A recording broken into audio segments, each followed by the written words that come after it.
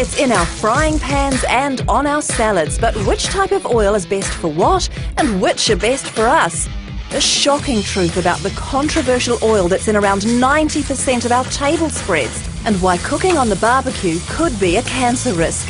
What's really in our oil and table spreads?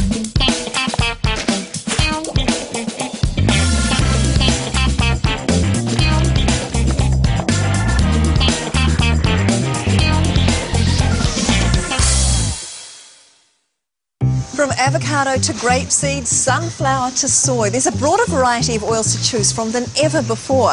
But which should I pick to dress my salad and which to cook with? Well, apparently not all oils are created equal. Depending on how they're made, they can be divided into two main groups.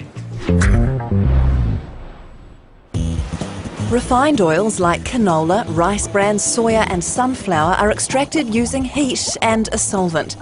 The resulting crude oil is then bleached and deodorized. Unrefined oils include extra virgin olive oil, avocado, sesame and macadamia. They are generally cold pressed, which means they are mechanically squeezed from their source.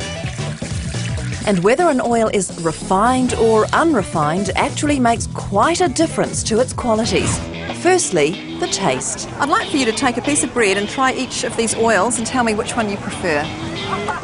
We've got 4 varieties of oil. Samples 1 and 2 are highly refined. Can't really taste it all. Can't really taste it? No. But those two are quite bland, just sort of oily. I don't taste that much. Samples 3 and 4 are the unrefined oils. Stronger flavour. Yeah, I like that one. That's a little bit sweeter. The most taste is in this one. So the method used to make an oil really does make a difference to its taste. But when choosing what type of oil to cook with, there's something else to consider.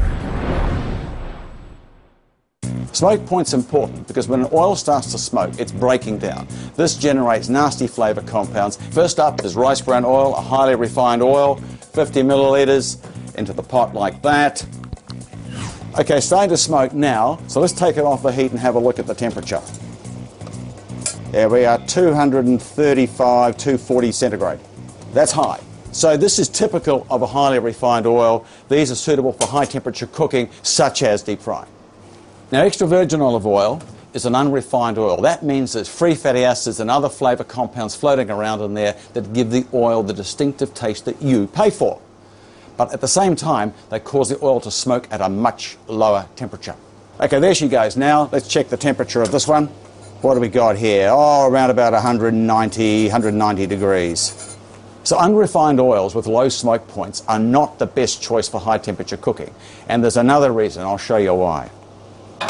Oils with a low smoke point also have a low flash point. Translation, they catch fire easily. And just a minute or two after the extra virgin started to smoke... Whoa, we have ignition. Kids, this is seriously dangerous. Do not do this at home. As well as posing a fire hazard, unrefined and semi-refined oils will lose their flavour when heated to high temperatures. So they're best saved for salads, dips and low temperature cooking, like gentle frying for fish. But while it's generally true that refined oils are better for high heat cooking, deep fry fans will want to avoid sunflower and soya oils.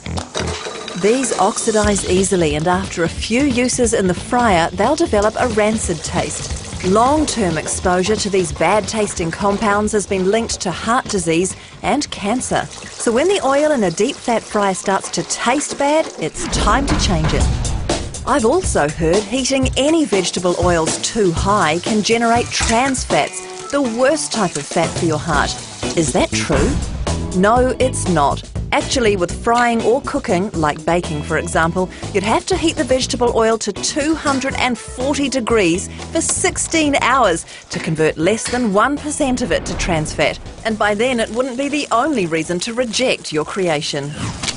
But while most home cooks needn't be concerned, Barbie fanatics should be. And that's because of compounds called polynuclear aromatic hydrocarbons. These harmful compounds are generated when cooking oil or fat from meat falls into the flames of the barbecue. A lot of men, when they're cooking the barbecue, they have flames bursting out of the meat or the sausages. Not a good look. So why should we be concerned? Polynuclear aromatic hydrocarbons can alter the nature of our cells in the body, and they also can be, in the longer term, cancer producing. The black tarry residue that we see is probably full of polynuclear aromatic hydrocarbons. That's what we don't want to ingest. The compounds could also be in black build-up on grill pans or shelves of conventional ovens. However, levels are likely to be far lower than in Barbie gunk and pose little threat to your health. So while you may love to Barbie, you run the risk of cancer if you make a habit of eating off it every day. To minimise the risk, make sure the grill's clean and keep the heat on medium. Your saucies will thank you too.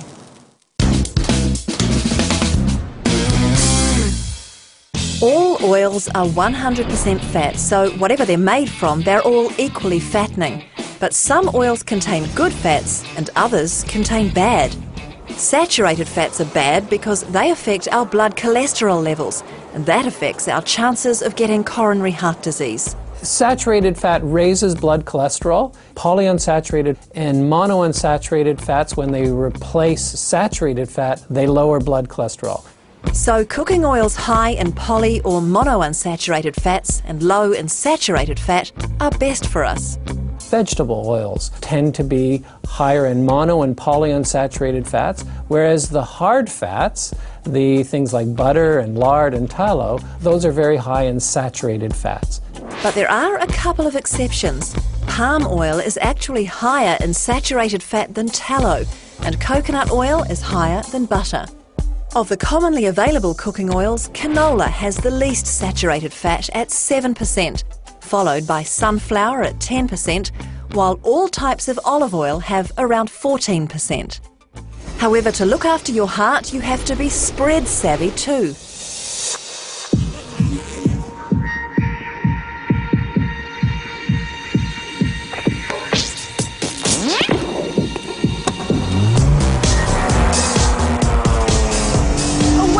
Machine can be a real positive here on the racetrack, but too much oil in the human body is not so good.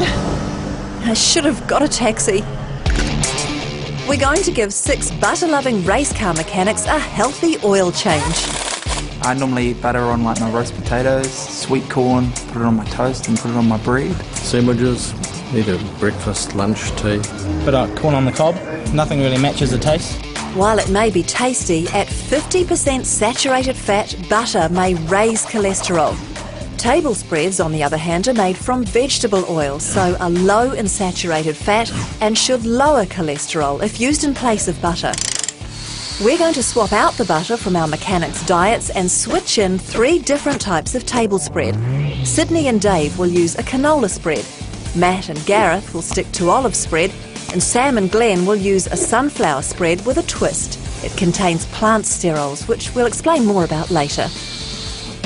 We'll measure our mechanics' cholesterol now and then come back in 5 weeks to measure it again. Will our spreads help our mechanics' engines to run more efficiently? I'll be at the finish line to find out. Coming up, European extra virgin olive oils are world-renowned, but are locally produced brands actually a better buy? And could oils from GM crops be on our shop shelf? I found out refined oils are good for high-temperature cooking, while unrefined oils are best for flavour. But olive oil can apparently be one or the other, depending on whether it's described as pure, light, virgin or extra virgin. So what's the difference between varieties?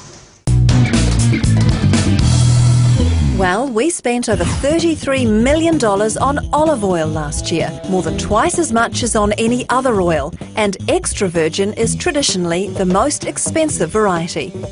I'm off to visit Leanne Chinnery, owner of the Divinity Olive Grove in Northland, who's going to fill me in on why extra virgins are cut above the rest. So Leanne, Divinity only makes extra virgin olive oil. What is it about the oil that is extra virgin? Is it the type of olives that are used?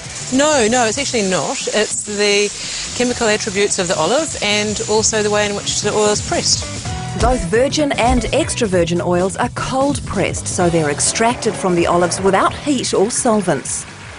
There's nothing added, so it actually is really pure. Hence the term virgin. Absolutely. Not violated in any way at all. No. So what's the difference then between virgin and extra virgin?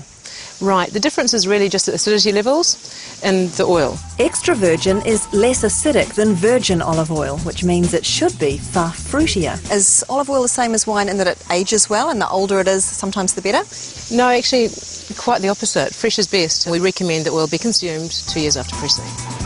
So there are a couple of things to watch out for when buying extra virgin olive oil. Consumers should look for olive oils that have a pressed-on date and usually buy within that same pressing year. You also shouldn't buy oils in clear bottles because light plays a key role in degrading olive oil. Imported extra virgin olive oils travel further to reach our shop shelves. So does that make them less fresh than domestic brands? We tested a variety of oils to find out. The lower in acid an oil is, the fresher the flavour, and all the domestic brands contained less than any which were imported. So while European olive oil is world-renowned, you might be better off sticking with locally produced for the freshest taste. So that's the skinny on extra virgin. But is pure olive oil even purer still? Pure olive oil means that the oil has been refined either by physical or chemical heating, and what that does is it results in an oil that has no distinctive flavour or aroma or taste. And the same is true of light olive oil. So pure and light olive oils are good for high heat cooking. Fact or fiction? Light olive oil is lower in fat and a good choice for the weight conscious. Light olive oils aren't healthier for you. What the light refers to is that it's lighter in colour and taste. You've got to remember that all oil is 100% fat, so it's going to pack the same kilojoule punch. But with a history dating back to ancient Greece, olive oils have long been renowned for their health properties. So, do they deserve their rep? Well, extra virgin olive oil contains polyphenols, which refining removes in most other oils. These natural chemical compounds are believed to have significant health benefits. Olive oil is also a fundamental ingredient of the Mediterranean diet, which has been linked to lower rates of heart disease, diabetes and breast cancer. However, a recent French study suggests this doesn't prove olive oil is healthier than others. It put a group of heart attack victims on the Mediterranean diet with one major difference. Canola replaced the olive oil. The effects at reducing heart disease risk in that study were dramatic. More than a 50% reduction in heart disease risk. So, canola and other oils low in saturated fat may actually be just as good for your heart as olive oil. To be quite honest, we didn't cook with any oil. We cooked with dripping. When you have a roast, the fat comes off it. And it's got a lovely flavour. My boys used to like it on bread. Very bad for the diet, but very nice. These days there are plenty of healthy spreads and oils to choose from. As I've heard, canola is among the best of these. It's our second most popular oil. So I've popped over the ditch to Australia, where we import most of ours from.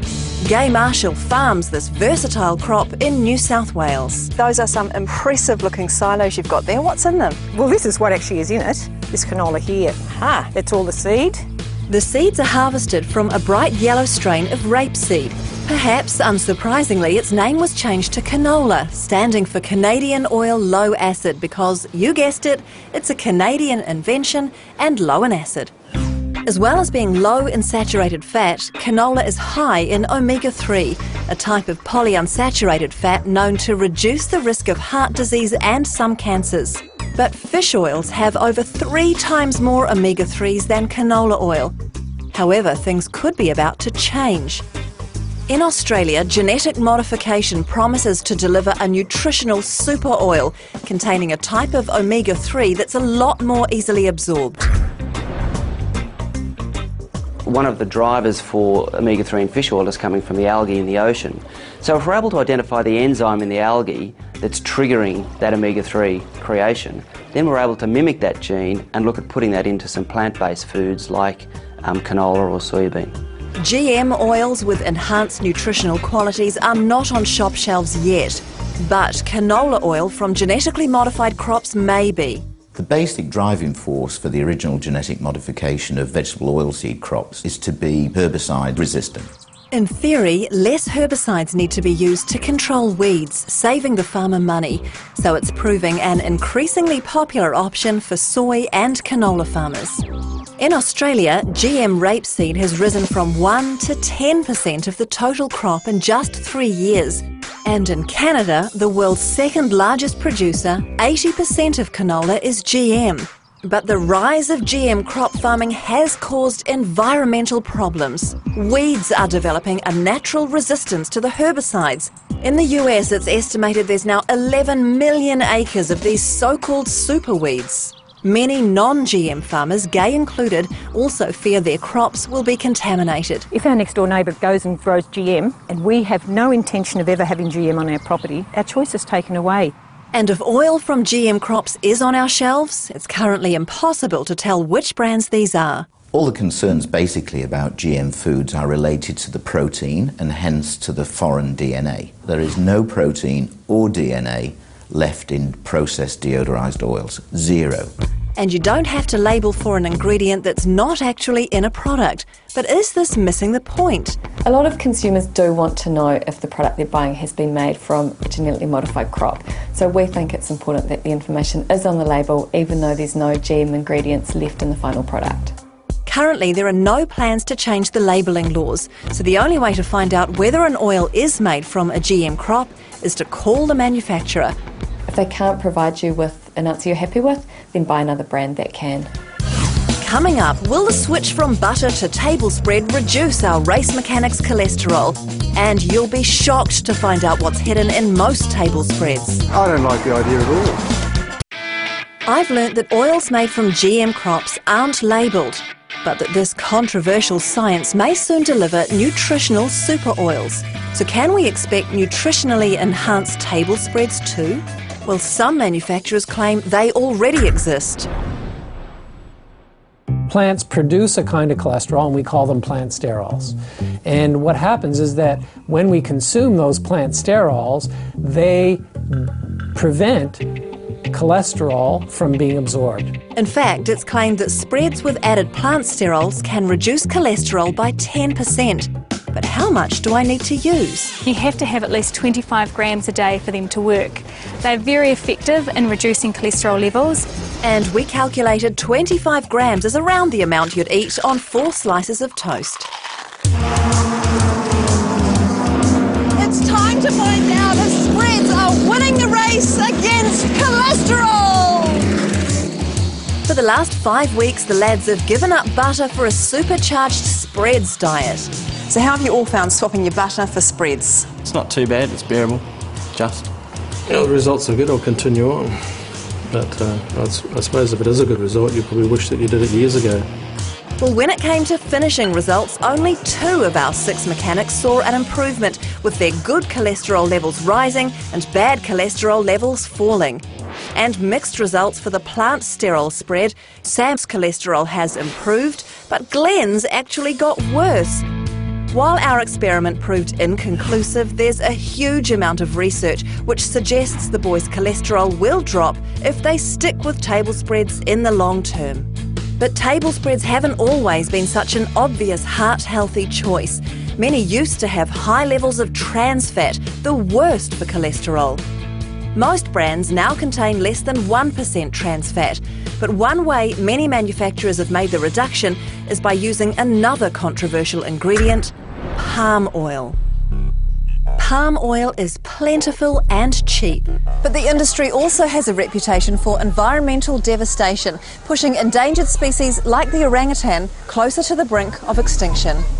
The UN ranks the palm oil industry as the leading cause of rainforest destruction in Malaysia and Indonesia. And choosing a palm oil-free table spread is tricky because it's allowed to be listed generically as vegetable oil.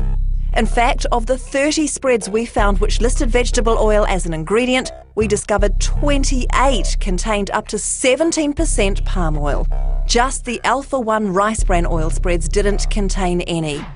In 2009, Cadbury was forced to remove palm oil from its dairy milk chocolate after a public outcry. So it's a bit of a surprise to find it in so many spreads. But I wonder how many of us know that. Of these products, which one of them do you think has palm oil in it? Say the chocolate? It could be the chocolate, but I don't know which one of these ones it would be without, I suppose, reading the label. It's actually the table spread. Ah, that would concern me. It's in the table spread. Yep. And so how do you feel about the fact that it's in most of the commonly bought table spreads in this country? I don't like the idea at all. I think it's really bad. What I think is worse that people are so ignorant of that fact. It's like you've been asleep while you're eating your food or something like that. We asked the makers of the spreads containing palm oil if it's sourced from environmentally sound producers. Foodstuffs, the makers of the Pams and Budget table spreads, replied, "Our buyers work with suppliers to source sustainable products whenever commercially viable." Progressive told us the amount of certified sustainable palm oil currently available satisfies less than 7% of global demand, but that it was committed to using only this by 2015. Unilever, makers of Flora and Bertolli brands, assured us they've made the same commitment, as did Goodman Fielder, the latter adding, "No palm oil is sourced from areas such as Borneo and Sumatra where deforestation is occurring." If you're concerned about making a green choice, contact the manufacturer of your table spread and let them know how you feel. So, what have I learned about oils and table spreads? Well, unrefined oils tend to be big on taste, but are not suitable for high temperature cooking, while the reverse is true of refined oils. Regardless of type, I'll store all my oils in a cool, dark place. When I'm cooking on the barbecue, I'll make sure that it's clean. And while I'm keen to use a table spread for the sake of my heart, I'll make sure the brand I choose contains environmentally friendly oils.